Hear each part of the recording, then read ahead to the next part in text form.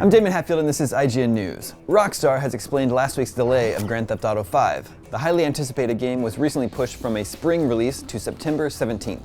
In an update to the original announcement, a Rockstar representative explained, "Sometimes such delays are necessary in all forms of entertainment, and especially in the case of a game experience as massive and complex as GTA V. The post continues, elaborating that, "To those of you saying or seeing various conspiracy theories about there being some other ulterior motive for this delay, rest assured that they're all nonsense. Literally, the only reason we've delayed the release is because we want the game to be as good as it needs to be."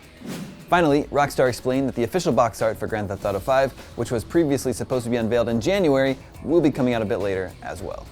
Some speculation suggests that Rockstar would be delaying the game in order to align with the upcoming release of next-generation consoles. For now, Grand Theft Auto V stands as the latest confirmed release of 2013, 1 month behind Splinter Cell Blacklist in August. For all your Grand Theft news, stay tuned to IGN.